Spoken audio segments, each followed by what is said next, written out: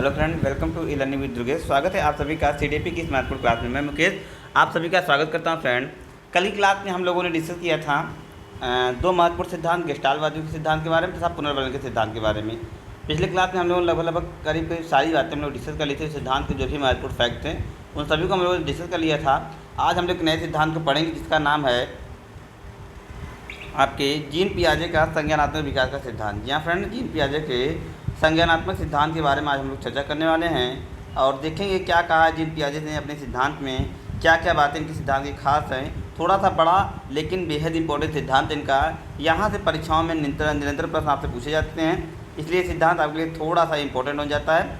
सबसे पहले कुछ आज मोटी मोटी बातें इसमें डिस्कस करेंगे जो जहाँ से प्रश्न अक्सर पूछे जाते हैं। उसके बाद 2 दिन में यह क्लास में आपका जो है लगभग ख़त्म होगा, क्योंकि ये थोड़ा सा बड़ा टॉपिक है, क्योंकि यहाँ से परीक्षा में प्रश्न पूछा जाते हैं, थोड़ा सा ध्यान से हम इसको पढ़ेंगे।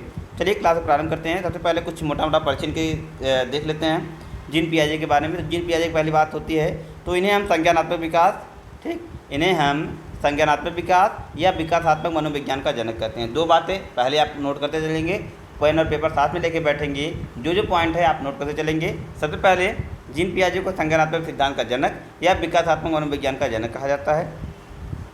इनके सिद्धांत के 3 उपनाम हैं। पहला विकासात्मक सिद्धांत, अवस्था का सिद्धांत तथा विकासीय अवस्था का सिद्धांत। 3 महत्वपूर्ण नाम से इनके सिद्धांत को जाना जाता है। पुनः इसको देख लीजिए फ्रेंड, विकासात्मक सिद्धांत, आचरण का सिद्धांत, अवस्था का सिद्धांत या विकासीय अवस्था का सिद्धांत, 3 महत्वपूर्ण सिद्धांतों के नाम से जाना जाता है। तीसरा, उसके बाद अब इनके बारे में इनका जीवन परिचय देख लेते हैं। जीन पियाजे स्विट्जरलैंड के निवासी है। जी हाँ फ्रेंड, एक स्विट्जरलैंड के मनोवैज्ञानिक है जीन पियाजे, जिन्होंने जो प्रयोग किया था वह अपने स्वयं के बच्चों पर प्रयोग किया। फ्रेंड, इन्होंने अपना जो प्रयोग किया था वह स्वयं के बच्चों पर किया था। उसके तत्पश्चात इनके जो सहयोगी ग्रुप में कार्य किया था उनका नाम था बार्बर इनहेडर। यही है जीन पियाजे। पिक्चर में आप लोग देख लीजिए, जीन पियाजे यही है, बड़े ही फेमस वैज्ञानिक हैं। जी हाँ, इनके सहयोगी ग्रुप में जो इनके सिद्धांत में कार्य किया था उनका नाम है बारबेल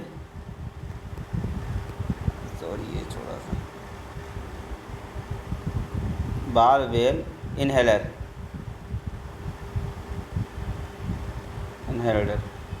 इन्होंने इनके क्या सहयोगी ग्रुप में कार्य किया था, ठीक।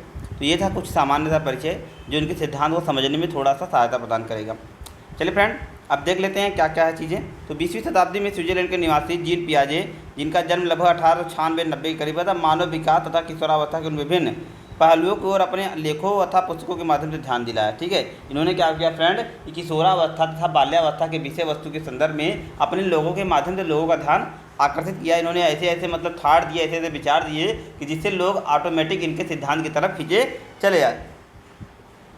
इन्होंने जेनेवा लेबोरेटरी स्कूल की स्थापना की। इंपॉर्टेंट फ्रेंड, इन्होंने जेनेवा लेबोरेटरी स्कूल की स्थापना की। ये जीव शास्त्री थे। ठीक है फ्रेंड, ये देखिए आपके अगर पूछा जाए तो ये मनोवैज्ञानिक नहीं थे, ये पहले एक जीव वैज्ञानिक थे, एक जीव शास्त्री थे, लेकिन धीरे धीरे इन्होंने बाल मनोविज्ञान में जब अवस्थाओं पर अध्ययन करना प्रारंभ किया तब इन्हें जो है मनोवैज्ञानिक कहा जाने लगा, समझा लगा, और मनोविज्ञान के कार्य क्षेत्र में इन्होंने अपना अधिक कार्य किया और अधिक समय मनोविज्ञान दिया। इन्होंने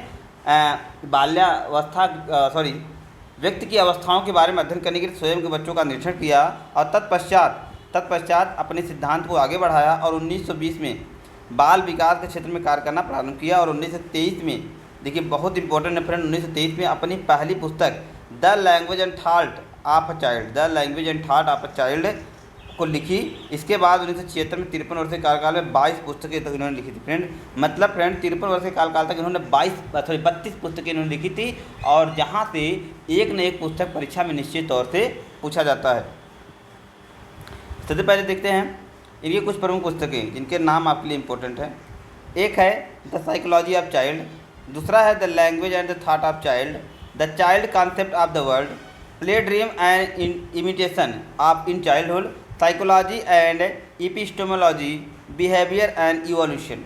ये कुछ इनकी पुस्तकें हैं। और एक अभी आपने देखा द लैंग्वेज एंड थॉट, ये आपका देखा ही है, तो पुनः एक बार इसको रिविजन कर लेते हैं। The psychology of child, the language and thought of a child, the child concept of the world, play dreams and imitation in childhood, psychology of epistemology, behaviour and evolution. ये कुछ इनकी महत्वपूर्ण पुस्तकें हैं जो अक्सर घुमा फिरा के आपसे परीक्षा में पूछ लिए जाते हैं।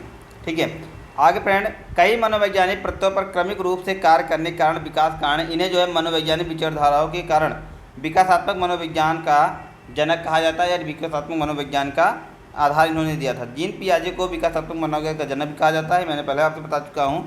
और जीन पियाजे ने मानव अवस्था तथा अवधारणाओं को संज्ञानात्मक विकास को उम्र के अनुसार 4 महत्वपूर्ण भागों में बांटकर अध्ययन करने की बात इन्होंने बताई है। देखिए फ्रेंड, हमारी ऑफलाइन जो संस्था है वह जौनपुर जनपद, जी हाँ जौनपुर जनपद, आप सभी लोग जौनपुर जनपद से परिचित होंगे। वहाँ पर टीडी कॉलेज रोड अनुपम जलपान के बगल में वेद कानूनी स्कूल में संचालित होती हैं। जो भी साथी जौनपुर से बिलोंग करते हैं, आसपास जिलों से बिलोंग करते हैं, हमारे यहाँ ऑफलाइन क्लास का ट्रायल ले सकते हैं। आपके लिए ऑफलाइन की क्लासेस बिल्कुल निःशुल्क होंगी।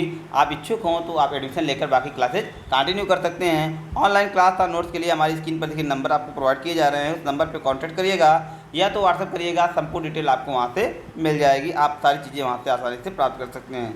बात करेंगे इनकी अवस्थाओं के बारे में। इन्होंने अवस्थाएं जो दी थी 4, वो आपके लिए बेहद इंपॉर्टेंट है, क्योंकि यहाँ से प्रश्न अक्सर पूछे जाते हैं। चलिए देख लेते हैं। तो पहली अवस्था का इन्होंने नाम दिया संवेदी गामक। जी हाँ फ्रेंड, पहली अवस्था का इन्होंने नाम दिया संवेदी गामक, जिसकी समय सीमा है 0 से 2। ठीक है, संवेदी पेशी संवेगात्मक या इंद्रिय जनित अवस्था, इसको अंग्रेजी में कहते हैं सेंसरी मोटर स्केल। जी हाँ फ्रेंड, सेंसरी मोटर स्टेज। दूसरी अवस्था है पूर्व संक्रियात्मक अवस्था। पूर्व संक्रियात्मक अवस्था जिसे कहते हैं हम प्री ऑपरेशनल स्टेज, जिसकी आयु सीमा है 2 से 7 वर्ष। जिसकी आयु सीमा है 2 से 7 वर्ष। तीसरी है फ्रेंड आपकी स्थूल या मूर्त क्रियात्मक अवस्था, जिसको अंग्रेजी में कहते हैं कॉन्क्रीट ऑपरेशनल स्टेज। ये फ्रेंड कॉन्क्रीट ऑपरेशनल स्टेज, जिसकी समय सीमा है 7 से 11 वर्ष। 7 से 11 वर्ष। और चौथी है फ्रेंड औपचारिक औपचारिक या अमूर्त संक्रियात्मक अवस्था, जिसको कहते हैं फॉर्मल ऑपरेशनल स्टेज, जिसकी समय सीमा है 11 या 12 से 15 या 17 वर्ष तक। ये इनका जो है विभाजन है, ये आपके लिए बेहद इंपॉर्टेंट है। एक ट्रिक के माध्यम से हम लोगों ने इसको समझाने का आपको प्रयास किया है। अभी आप इसको समझ जाएंगे तो चीज़ें आपको अच्छी तरीके से याद होगी। कभी भी क्रम आप नहीं भूलेंगे, न तो आपको जो है याद करने की आवश्यकता है। इस ट्रिक आपको याद करना पड़ेगा। सबने पूरी की मूर्ति आपकी, सबने पूरी की मूर्ति आपकी। इस ट्रिक के माध्यम से आप चीज़ों को अच्छी तरीके से याद कर सकते। जैसे क्या है, स से क्या हो जाएगा संवेदी गामक, इंद्रजनित या संवेगात्मक। पूरी का मतलब हो जाएगा पूर्व संक्रियात्मक। मूर्ति का मतलब हो जाएगा मूर्ति स्थूल या मूर्त क्रियात्मक या ठोस संक्रियात्मक अवस्था भी इसको कहते हैं। और आपकी मतलब हो जाएगा अमूर्त या औपचारिक संक्रियात्मक अवस्था। ये था फ्रेंड इनका 4 महत्वपूर्ण अवस्थाएं। अब सबसे पहले लोगों कुछ और बातें फ्रेंड, इन्होंने क्या है, इनका जो सिद्धांत था वह दो इनकी जो सिद्धांतों की क्रियाविधि थी वह 2 बातों पर निर्भर करती थी। पहला था क्या, पहला था फ्रेंड, इसको देख लेते हैं। इनका जो सिद्धांत था संज्ञानात्मक विकास का, उसकी कार्यविधि की 2 विशेषताएं। पहला था आपका संगठन और दूसरा था अनुकूलन। अब संगठन के बारे में समझ लेते हैं, फिर अनुकूलन के बारे में। संगठन क्या होता है, प्रत्यक्षीकृत एवं बौद्धिक सूचनाएं प्राप्त करना। जी फ्रेंड, प्रत्यक्षीकृत या बौद्धिक सूचनाएं प्राप्त करना यह संगठन कहलाता है। जबकि अनुकूलन क्या होता है, पूर्व ज्ञान और नवीन ज्ञान के मध्य क्या है संतुलन बनाना। ये इनका क्या कहलाता है, ये 2 इनके मतलब कार्यविधि की 2 महत्वपूर्ण विशेषताएं थी, संगठन और अनुकूलन। संगठन क्या था, प्रत्यक्षीकरण या बौद्धिक सूचनाएं प्राप्त करना, और अनुकूलन का मतलब था पूर्व ज्ञान और नवीन ज्ञान के मध्य संतुलन बनाना। मतलब बच्चे का जो पूर्व ज्ञान है उसके सहारा से नई ज्ञान की जो नए अधिगम को प्राप्त करना, इसके मध्य संतुलन बनाने को इन्होंने क्या कहा, अनुकूलन कहा। तो ये थी इनकी कार्यविधि।